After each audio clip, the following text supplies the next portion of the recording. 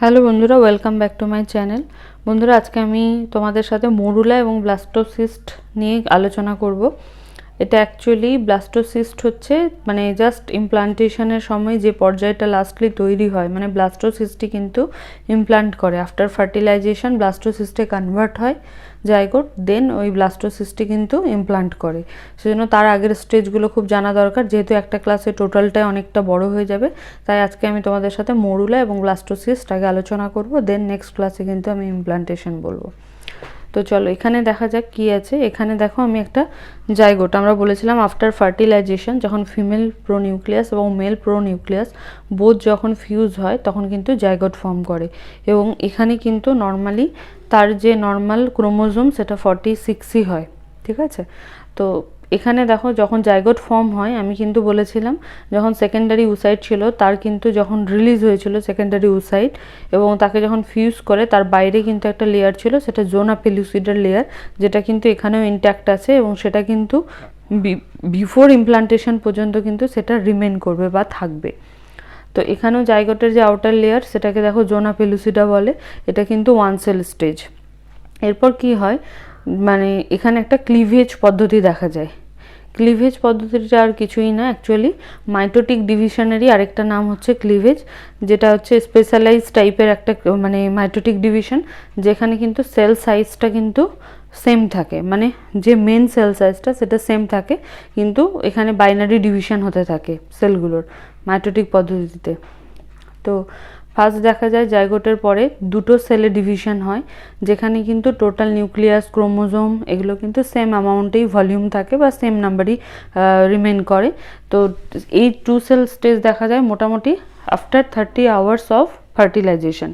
দেন two সেলের পর এটা আস্তে আস্তে ডিভিশন হতে হতে 4 সেল স্টেজে আসে, এবং আলটিমেটলি সেটা 18, 16, 32, 64 এরকম করে ডিভিশন হতে থাকে, ঠিক আছে। এইভাবে ডিভিশন হয়, বাট যে সেলের যে ক্রোমোজোম সংখ্যা বা নিউক্লিয়াসের সংখ্যা সেটা কিন্তু সেম রিমেনিং হয়। তো মোটামুটি এই স্টেজে এগোয় জাইগোট থেকে 2 সেল স্টেজ, দেন 4 সেল স্টেজ, তারপর বাইনারি ডিভিশন হতে থাকে 8, 16, 32 নিয়ে যখন মোটামুটি 4th ডেতে পৌঁছায়, 3rd ডেতে, তখন কিন্তু একটা নর্মাল, তারপর মোটামুটি যখন 16 সেল স্টেজে পৌঁছয় তখন একটা টার্মিনোলজি ইউজ করা হয়, সেটাকে বলা হচ্ছে মডুলা। মডুলা হচ্ছে একটা 16 সেল স্টেজ, যেটা কিন্তু মোটামুটি 3rd ডেতে তৈরি হয়ে যায়, এবং আলটিমেটলি যখন 4th ডেতে পৌঁছায় মডুলা, তখন মডুলা হচ্ছে সেখানে আবার বাইনারি ডিভিশন হয়, এবং সেখানে মোটামুটি 16 to 64 সেল স্টেজ তৈরি করে, এবং আলটিমেটলি ইউটেরাইন ক্যাভিটিতে প্রবেশ করে। 18 to 16 সেল স্টেজ যেটা, সেখানে মডুলা তৈরি হয়ে যায়, এবং এই মডুলাটা ফার্দার আবার কিন্তু ডেভেলপ করে বা তার মধ্যে বাইনারি ডিভিশন ঘটে, এবং সেই সেল স্টেজে মোটামুটি 64 সেল স্টেজে সেটা কিন্তু 4th ডে, অ্যাপ্রক্সলি 4th ডেতে ইউটেরাইন টিউবের মধ্যে প্রবেশ করে। এই যে মডুলা পর্যন্ত কিন্তু টোটাল 3rd ডে পর্যন্ত স্টেজ কিন্তু টোটাল ইউটেরাইন যে ফ্যালোপিয়ান টিউবটা থাকে তার মধ্যেই কিন্তু হয়। আর 4th ডেতে কিন্তু এই মডুলা তার 16 to 64 সেল স্টেজ যেটা, 32 to 64 সেল স্টেজ যেটা, সেটা নিয়ে কিন্তু ইউটেরাইন ক্যাভিটির মধ্যে প্রবেশ করে, ঠিক আছে। এই ক্ষেত্রে মডুলার যে স্ট্রাকচারটা, সেখানে অনেকগুলো সেল স্ট্রাকচার দেখা যাচ্ছে, বাট জোনা পেলুসিডা কিন্তু স্টিল ইনট্যাক্ট, মানে জোনা পেলুসিডা কিন্তু তখনও পর্যন্ত প্রেজেন্ট থাকে। আর এই মডুলা কিন্তু আরেকটা বলা হয় যে এখানে ক্লাস্টার অফ সেলস তৈরি হয়, এবং এটা কিন্তু রিজেম্বল করা হয় মালবেরি লাইক স্ট্রাকচার হিসেবে, ঠিক আছে। আর এটা ইউটেরাইন অস্টিয়াম দিয়ে নর্মালি 4th ডেতে যখন 16 to 64 সেল স্টেজে এসে পৌঁছয়, তখন কিন্তু সেটা ইউটেরাইন ক্যাভিটির মধ্যে চলে আসে। আর এই যে টোটাল প্রসেসগুলো, জাইগোট থেকে 2 সেল স্টেজ, এবং তার থেকে 4 সেল স্টেজ, এবং মডুলা যে আলটিমেটলি ইউটেরাইন ক্যাভিটিতে আসছে, সেই টোটাল প্রসেসটা মেনটেন হয় ইউটেরাইনের টিউবের মধ্যে যে সিলিয়ারি ফাংশন থাকে, সেই সিলিয়ারি ফাংশন দ্বারা, এছাড়াও যে মাস্কুলার কন্ট্রাকশন থাকে সেই মাস্কুলার কন্ট্রাকশন দ্বারা, মানে যে সিলিয়ারি অ্যাক্টিভিটি থাকে তার জন্য কিন্তু ওগুলো আস্তে আস্তে প্রসিড করে করে আলটিমেটলি ইউটেরাইন ক্যাভিটির মধ্যে প্রবেশ করে।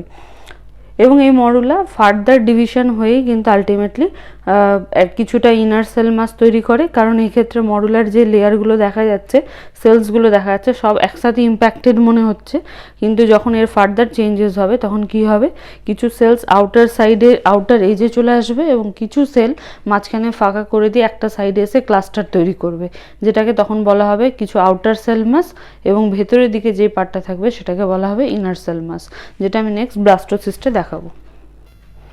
আচ্ছা, যেটা বলেছিলাম যে মডুলায় আলটিমেটলি ফার্দার ডিভাইড হয়ে বা তার মধ্যে ডিভিশন হয়ে বা কিছু চেঞ্জেস হয়ে কিন্তু ব্লাস্টোসিস্ট ফর্ম করে। তো নর্মালি এটা 4th to 5th ডেতে কিন্তু এটা চেঞ্জেস হয় ইউটেরাইন যে ক্যাভিটি আছে তার মধ্যে। ইউটেরাইন ক্যাভিটির মধ্যে তখন কি হয়, নর্মালি যে মডুলাটা থাকে তার আউটার লেয়ারটা কিন্তু একটা মিউকাস ফ্লুইড বা একটা মিউকাস মেমব্রেন দ্বারা কিন্তু কভার্ড থাকে, ঠিক আছে। এই মিউকাস মেমব্রেন যে কভার থাকে বা জোনা পেলুসিডের মধ্যে অনেকগুলো চ্যানেল ক্রিয়েট করে, মানে যে চ্যানেলগুলো দিয়ে যে ক্যাভিটির মধ্যে বা এন্ডোমেট্রিয়াম লেয়ার থেকে যে সমস্ত হরমোনসগুলো বা সিক্রেশনসগুলো রিলিজ হয় সেগুলো কিন্তু এই চ্যানেলগুলো দিয়ে সেলের মধ্যে এন্টার করতে থাকে।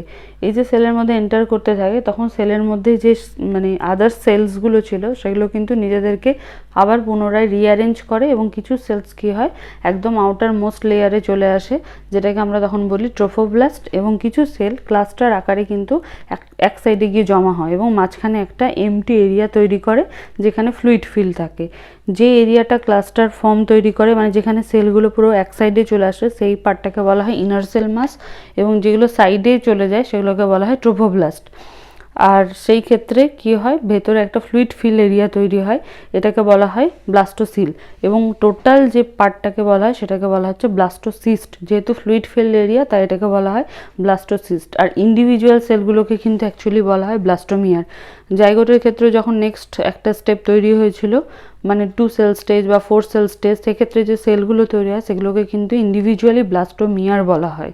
আর এই ক্ষেত্রে ব্লাস্টোসিস্ট বলা হচ্ছে টোটাল সেলটাকে, কারণ ভেতরে ফ্লুইড ফিল এরিয়া আছে তাই ব্লাস্টোসিস্ট বলা হয়, এবং মাঝখানের এই ফাঁকা এরিয়াটাকে বলা হয় ব্লাস্টোসিল, ঠিক আছে। তাহলে বোঝা গেল ব্লাস্টোসিস্টের ক্ষেত্রে জোনা পেলুসিডা থাকে, তার আউটার মোস্ট লেয়ার যেটা থাকে সেটা ট্রোফোব্লাস্ট, এবং ভেতরের যে এটা একটা ক্লাস্টার অফ সেলস তৈরি হয় সেটাকে বলা হয় ইনার সেল মাস, এবং এই যে ফাঁকা ওপেন এরিয়াটা সেটাকে ব্লাস্টোসিল বলা হয়। এবার ব্লাস্টোসিস্ট কি হয়, নর্মালি এখানে তো জোনা তখনও পর্যন্ত থাকে, জোনা পেলুসিডার লেয়ার তখনও থাকে। এরপর কি হয়, ধীরে ধীরে যখন সেলের মধ্যে যখন ফ্লুইড এন্টার করতে থাকে থ্রু চ্যানেল, তখন কি হয় আস্তে আস্তে সেলটা স্ট্রেচ আউট করে এবং ধীরে ধীরে যে জোনা পেলুসিডার লেয়ারটা থাকে সেটা আস্তে আস্তে কিন্তু ডিসঅ্যাপিয়ার করে যায় বা লাইসিস হয়ে যায়, যার জন্য কি হয় এটাকে এই প্রসেসটাকে বলা হয় কিন্তু জোনা হ্যাচিং, ঠিক আছে। কি হয়, কারণ ফ্লুইড ঢুকে ঢুকে এই যে লেয়ারটা থাকে তখন কিন্তু সেলের সাইজটা বড় হতে থাকে এবং আলটিমেটলি এই জোনা পেলুসিডার লেয়ারটা ব্রেকডাউন করে এবং এই টোটাল যে এমব্রায়োটা থাকে সেটা কিন্তু বাইরে এসকেপ করে। এই প্রসেসটাকে বলা হয় জোনা হ্যাচিং। তাহলে ব্লাস্টোসিস্টের মধ্যে থ্রু জোনা পেলুসিডা যখন আলটিমেটলি চ্যানেলের মধ্যে দিয়ে যখন ফ্লুইড ইউটেরাইন সিক্রেশনসগুলো ভেতরে যেতে থাকে তখন সেই সেলটা টোটালটা স্ট্রেচ আউট করে এবং আলটিমেটলি জোনা হ্যাচিং হয় বা জোনা লাইসিস হয় বা জোনা ডিসঅ্যাপিয়ার হয়, এবং আলটিমেটলি টোটাল যে এমব্রায়োটা উইথ ট্রোফোব্লাস্ট সেটা কিন্তু এসকেপ আউট করে এবং আলটিমেটলি ইমপ্লান্টেশনের জন্য রেডি হয়। আর এই ট্রোফোব্লাস্টটাই কিন্তু আলটিমেটলি ট্রোফেক্টোড্রাম এবং ইনার সেল মাস হিসেবে দেখা যায়, এবং এটা পরবর্তীকালে এই ইনার সেল মাসটাই কিন্তু এমব্রায়ো তৈরি করে, এবং যে ট্রোফোব্লাস্টটা বা ট্রোফেক্টোড্রামটা সেটা কিন্তু প্লাসেন্টার যে একটা লেয়ার কোরিয়নটা কিন্তু তৈরি করে, ঠিক আছে। টোটাল হচ্ছে এটাই। তাহলে অ্যাট এ গ্ল্যান্স আরেকবার দেখা যাক, জাইগোট থেকে নর্মালি ক্লিভেজের মাধ্যমে বা স্পেশাল কিছু মাইটোটিক ডিভিশনের মাধ্যমে কিছু বাইনারি ডিভিশন হতে থাকে সেলের মধ্যে।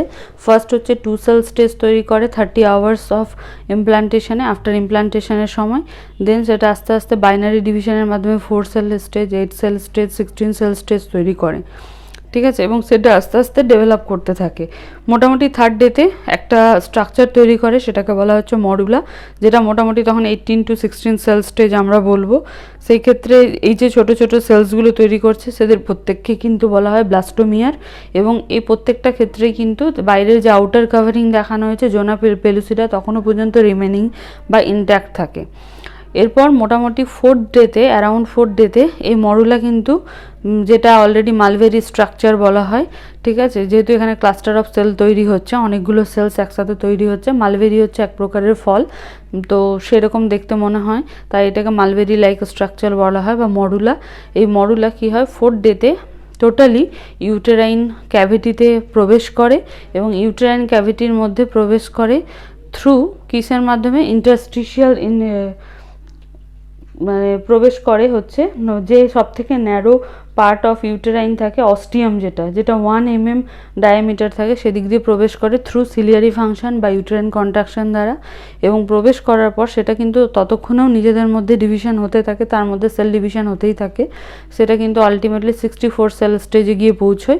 এবং সেই ফেজে গিয়ে যখন ইউটেরাইন ক্যাভিটিতে প্রবেশ করে তখন মোটামুটি around 5th day, 4 to 5th ডেতে জোনা পেলুসিডার গায়ে যে কিছু কিছু চ্যানেলস থাকে, সেগুলো ইউটেরাইন সিক্রিশন বা এন্ডোমেট্রিয়াল সিক্রিশনস যেগুলো থাকে, সেগুলো সেই চ্যানেলের মধ্যে দিয়ে সেলের মধ্যে প্রবেশ করে।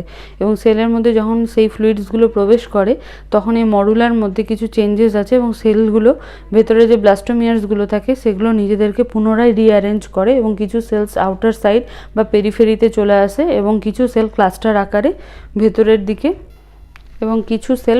দিকে ক্লাস্টার আকারে দেখা যায়, যেটাকে বলা হয় ইনার সেল মাস, এবং আউটার মোস্ট যেটা থাকে সেটাকে বলা হচ্ছে ট্রোফোব্লাস্ট। এবং ভেতরে যে ফ্লুইড ফিল এরিয়া থাকে সেটাকে বলা হচ্ছে ব্লাস্টোসিল। এবং টোটাল যে মানে স্ট্রাকচারটা তৈরি হয় zona pellucida with trophoblast inner cell mass, সেটা হয় ব্লাস্টোসিস্ট, ঠিক আছে। এরপর হচ্ছে জোনা পেলুসিডিয়ার লেয়ারটা তখনও রিমেনিং আছে, বাট আস্তে আস্তে কী হয়, যেহেতু সেলের মধ্যে ফ্লুইড এন্ট্রি করতে থাকে, এরপর সেলের যে সাইজ সেটা ধীরে ধীরে স্ট্রেচ আউট হতে থাকে এবং সেই স্ট্রেচিংয়ের জন্য একটা টাইমে দেখা যায় জোনা পেলুসিডার যে লেয়ারটা থাকে সেটা আস্তে আস্তে লাইসিস হয় বা ডিসঅ্যাপিয়ার হয়, যে প্রসেসটাকে বলা হয় জোনা হ্যাচিং। এরপর টোটাল যে স্ট্রাকচারটা মানে ট্রোফোব্লাস্ট এবং ইনার সেল মাস, সেই স্ট্রাকচারটা কিন্তু এসকেপ আউট করে এবং সেটা আলটিমেটলি ফাইনালি রেডি হয়ে যায় ইমপ্লান্টেশনের জন্য। মানে এই ব্লাস্টোসিস্টটাই কিন্তু আলটিমেটলি তৈরি হয় ইমপ্লান্টেশনের জন্য এবং রেডি ফর ইমপ্লান্টেশন। এরপর ইমপ্লান্টেশনের প্রসেসটা আমি ডিসকাস করব। আর হ্যাঁ, এই ইনার সেল মাসটাই কিন্তু ফার্দার পরবর্তীকালে এমব্রায়ো হিসেবে ডেভেলপ করে এবং ট্রোফোব্লাস্ট যেটা বা ট্রোফেক্টোড্রাম যেটা, সেটা কিন্তু প্লাসেন্টার যে একটা পার্ট কোরিয়ান সেটাকে তৈরি করে। তো আশা করি বোঝা গেছে। তো ধন্যবাদ, এটুকুটা মাথায় রাখবে। এরপর ইমপ্লান্টেশনে আমরা ফার্দার ইমপ্লান্টেশন কীভাবে হয়, এই ব্লাস্টোসিস্ট পার্টটা গিয়ে কীভাবে ইমপ্লান্ট করে, এটা আমরা ডিসকাস করব পরের ক্লাসে। ধন্যবাদ।